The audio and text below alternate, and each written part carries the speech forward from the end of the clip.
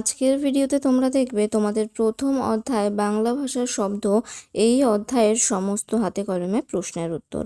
By the way, welcome back to my channel study and craft with Puja. তো চলো শুরু করা যাক। প্রথমেই রয়েছে দৃষ্টান্ত সহ কাকে বলে লেখো। এখানে দেখতে পাচ্ছ 7টা প্রশ্ন রয়েছে। প্রথমেই আছে তদ্ভব শব্দ।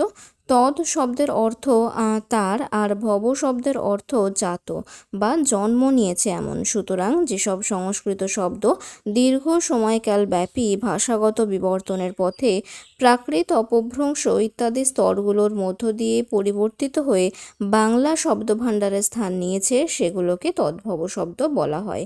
যেমন ভক্ত থেকে ভত্ত থেকে ভাত, ঘাত থেকে ঘা থেকে ঘা। নেক্সট আছে 2 নম্বরে সংকর শব্দ।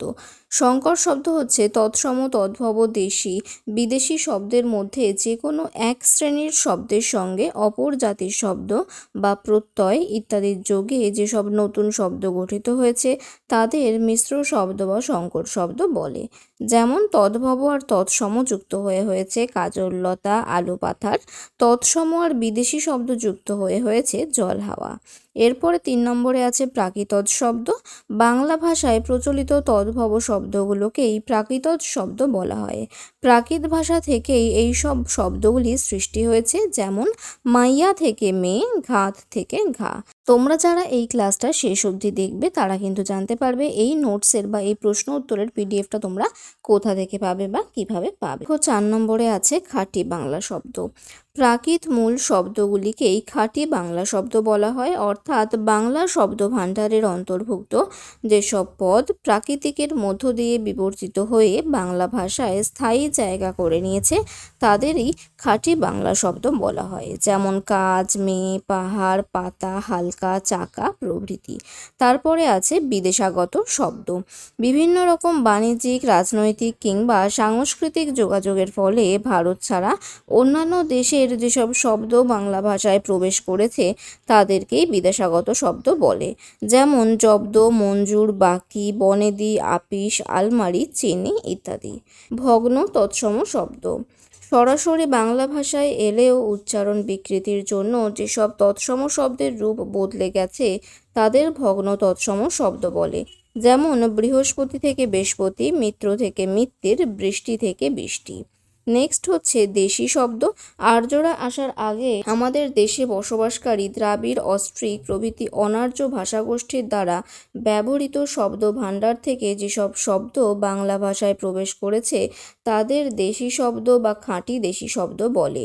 যেমন দ্রাবিড় গোষ্ঠী থেকে আসা শব্দ হলো উলু, খাল, মোট প্রভৃতি। অস্ট্রিক গোষ্ঠী থেকে আসা শব্দ হলো ঢাক, ঢিল, কম্বল, লাঙল প্রভৃতি। নেক্সট হচ্ছে 2 দাগে উদাহরণসহ তৎসম তদ্ভব শব্দের পার্থক্য বুঝিয়ে দাও। তৎসম শব্দগুলি সংস্কৃত থেকে অপরিবর্তিতভাবে বাংলা ভাষায় প্রবেশ করেছে। যেমন পুষ্প, আকাশ, অবনী প্রভৃতি। অন্যদিকে তদ্ভব শব্দগুলি প্রাকৃত বা অপভ্রংশের মধ্য দিয়ে কিছুটা পরিবর্তিত হয়ে বাংলা ভাষায় এসেছে। যেমন কাষ্ঠ থেকে কাঠ, কাঠ, এবং অদ্য থেকে অজ্য, তার থেকে হয়েছে আজ। নেক্সট শুরু হচ্ছে 3 দাগ। তবে এত অবধি যারা ক্লাসটা দেখলে তোমাদের যদি ক্লাসটা একটুও ভালো লাগে ক্লাসটাকে অবশ্যই লাইক কমেন্ট করো, আর যারা এখনও চ্যানেলটাকে সাবস্ক্রাইব করনি তারা কিন্তু চ্যানেলটাকে সাবস্ক্রাইব করে নিও। এবারে দেখো 3 দাগে কি বলেছে। সংস্কৃত ভাষাকে বাংলা ভাষার জননী বলা যায় কি না বিচার করো। উৎসগতভাবে সংস্কৃত ভাষাকে বাংলা ভাষার জননী বলা যাবে না, কারণ অন্যান্য ভারতীয় ভাষার মতো বাংলা ভাষার আদি উৎস হল প্রাচীন ভারতীয় আর্য ভাষা বা বৈদিক ভাষা।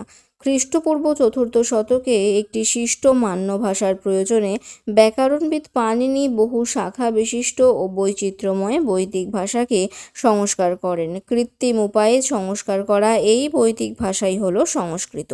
কিন্তু এই সংস্কৃত থেকে বাংলার উদ্ভব হয়নি।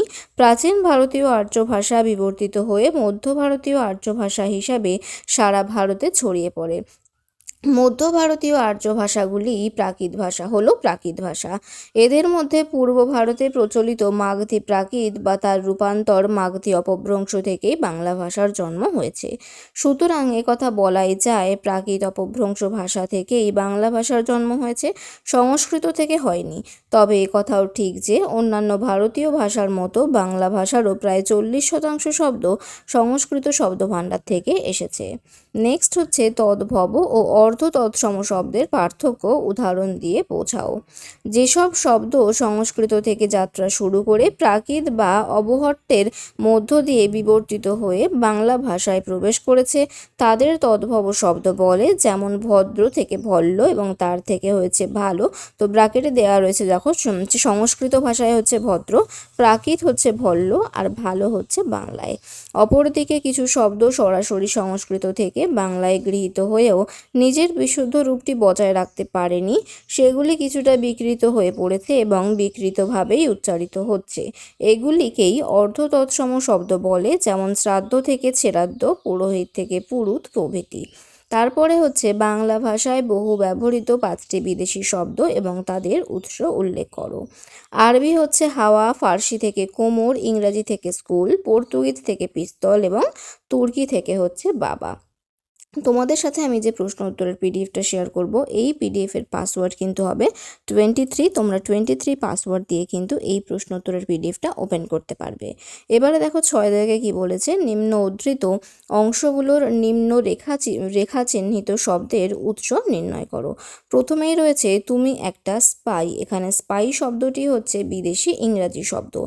ইমারত তৈরি করা কত সোজা। ইমারত হচ্ছে বিদেশি আরবি শব্দ এবং সোজা হচ্ছে তদ্ভব শব্দ। সুযোগ পেলেই মাটিতে হাত লাগিয়ে ছানাছানি করতাম। এখানে মাটি তদ্ভব, হাত তদ্ভব এবং ছানাছানি দেশি শব্দ। নেক্সট আছে মা বলবে ঠ্যাং দুটো কি কুৎসিত। মা তদ্ভব শব্দ, ঠ্যাং তদ্ভব প্রাকৃত এবং কুৎসিত অর্ধ তৎসম শব্দ। 6.5-এ আছে এই তুফানেতে কেউ গাং পাড়ি দিও না। তো তুফানেতে বিদেশি আরবি শব্দ, গাং দেশি শব্দ, পারি হচ্ছে তদ্ভব প্রাকৃত শব্দ। নেক্সট 7 দাগে বলেছে টিকা লেখো। প্রথমেই আছে খণ্ডিত শব্দ। দ্রুত উচ্চারণ করার প্রয়োজনে বা উচ্চারণের সুবিধার জন্য যখন কোনো শব্দের অংশ বিশেষ বাদ দিয়ে উচ্চারণ করা হয় তখন তাকে খণ্ডিত শব্দ বলে। যেমন ফোন টেলিফোন থেকে এসেছে, মাইক মাইক্রোফোন থেকে, বাইক এসেছে বাইসাইকেল থেকে প্রভৃতি। এরপরে 2-এ আছে ইতর শব্দ। বাংলা ভাষায় এমন কিছু শব্দ রয়েছে যেগুলি মার্জিত বা শিষ্ট পরিবেশে উচ্চারিত হয় না, এদের ইতর শব্দ বলে। যেমন পেঁচানো, গ্যাজানো, গুল মারা, ল্যাং মারা ইত্যাদি। কালক্রমে এদের মধ্যে বেশ কিছু শব্দ সাহিত্যিক ভাষার অন্তর্ভুক্ত হয়। আজকাল বহু লেখকের লেখায় এই ধরনের শব্দ ব্যবহৃত হচ্ছে। 3 নম্বরে আছে মুন্ডমাল শব্দ। উচ্চারণ সংক্ষেপের প্রয়োজনে পদ সমষ্টির কেবল আদ্যক্ষরগুলিকে নিয়ে যখন শব্দ তৈরি হয় তখন সেই রকম শব্দগুলিকে বলা হয় মুন্ডমাল শব্দ। ইংরাজিতে এর পারিভাষিক নাম অ্যাব্রিভিয়েশন। যেমন ভিআইপি হচ্ছে ভেরি ইম্পর্টেন্ট পারসন, বিবিসি হচ্ছে ব্রিটিশ ব্রডকাস্টিং কর্পোরেশন, গুগা বাবা হচ্ছে গুপি গাইন বাঘা বাইন। এরপরে আছে 8 দাগ শূন্যস্থান পূরণ করো। দেখো তিক্ত থেকে তিতো, তার থেকে হয়েছে তেতো। মৎস্য, মৎস্য থেকে মৎস্য এবং তারপরে হয়েছে মাছ। খাদ্য, খজ্জ খাজা। রাজপুত্র, রাজপুত্র থেকে রাজপুত। নেক্সট অদ্য থেকে অজ্জ, তার থেকে হয়েছে আজ। 9 থেকে বলেছে কোনটি কোন শ্রেণীর শব্দ নির্ণয় করো। দুপুর হচ্ছে তদ্ভব শব্দ, জামিন বিদেশি আরবি শব্দ, শহর বিদেশি ফার্সি শব্দ, ঝিঙে দেশি শব্দ, পেত্তয় অর্ধ তৎসম শব্দ, চন্দ্র তৎসম, রাজপুত্তুর অর্ধ তৎসম, খোকা দেশি, ফুল তদ্ভব, রৌদ্র তৎসম শব্দ। নেক্সট আছে আগল দেশি শব্দ, চাকা তদ্ভব শব্দ, আলমারি বিদেশি পর্তুগিজ শব্দ, মুকুল তৎসম শব্দ, ঝান্ডা প্রাদেশিক হিন্দি শব্দ। ডাক্তারখানা মিশ্র ইংরেজি ও ফার্সি শব্দ। স্টিমার হচ্ছে বিদেশি ইংরাজি শব্দ, কলম বিদেশি আরবি শব্দ, কাঠ তদ্ভব শব্দ, কেষ্ট অর্ধ তৎসম শব্দ। ছা তদ্ভব প্রাকৃত, ফোন বিদেশি ও খণ্ডিত শব্দ, বেকসুর বিদেশি আরবি শব্দ, পিলে প্রাদেশিক তামিল শব্দ, পেরেক বিদেশি পর্তুগিজ শব্দ, গছানো তদ্ভব শব্দ, বৃক্ষ তৎসম শব্দ, অনাথ সৃষ্টি অর্ধ তৎসম শব্দ। এরপরে আছে 10 দাগ সংকর বা মিশ্র শব্দগুলির উৎস নির্ণয় করো। একটি করে দেওয়া হলো জাহাজ ঘাট আরবি এবং তদ্ভব শব্দ থেকে হয়েছে। তেমনি ফেরিওয়ালা হচ্ছে দেশি এবং দেশি প্রত্যয় যুক্ত হয়ে হয়েছে। পাহাড় পর্বত হিন্দি আর তৎসম শব্দ যুক্ত হয়ে হয়েছে। পদ্মপুকুর তৎসম তদ্ভব। বেকসুর ফার্সি উপসর্গ আর আরবির সাথে যুক্ত হয়ে হয়েছে। ফুল মোজা ইংরেজি এবং ফার্সির সঙ্গে যুক্ত হয়ে হয়েছে। হেডমিস্ত্রি ইংরাজি পর্তুগিজে হয়েছে। শাকসবজি তৎসম বিদেশি, মাঝরাত্রি তদ্ভব তৎসম, জলাজমি তদ্ভব বিদেশি, পণ্ডিতগিরি তৎসম বিদেশি প্রত্যয়, পাউরুটি বিদেশি তদ্ভব শব্দ, হাটবাজার তদ্ভব বিদেশি শব্দ, বন্দুক পিস্তল তুর্কি পর্তুগিজ, বেতার বিদেশি উপসর্গ আর ফার্সি, বাজিকর বিদেশি ফার্সি আর দেশি প্রত্যয়, খ্রিস্টাব্দ বিদেশি ইংরাজি ও তৎসম শব্দ। তোমরা এই প্রশ্ন উত্তরের পিডিএফটা পাবে আমার টেলিগ্রাম চ্যানেলে। ডেসক্রিপশন বক্সে কিন্তু টেলিগ্রাম চ্যানেলের লিঙ্ক দেওয়া রয়েছে, তোমরা সেখান থেকে চ্যানেলে জয়েন করে যেও। ক্লাসের পর কিন্তু আমি সেখানেই পিডিএফটা শেয়ার করে দেবো। এবারে দেখে নাও নেক্সট যেগুলো রয়েছে। কোর্ট কাছারি ইংরেজি ফার্সি শব্দ, কাজ কারবার তদ্ভব বিদেশি, ঘরানা তদ্ভব বাংলা প্রত্যয়, মাস্টার মশাই হচ্ছে ইংরেজি তদ্ভব শব্দ। তাহলে এখানেই কিন্তু এই হাতে কলমে প্রশ্নের যত প্রশ্ন ছিল সব কিছুরই আমি উত্তর তোমাদের সাথে শেয়ার করলাম। আশা করছি ক্লাসটা ভালো লাগলো। ক্লাসটা ভালো লাগলে অবশ্যই লাইক কমেন্ট শেয়ার সাবস্ক্রাইব করে দিও। তাহলে আজকের ক্লাসটা এখানেই শেষ করছি। Thank you.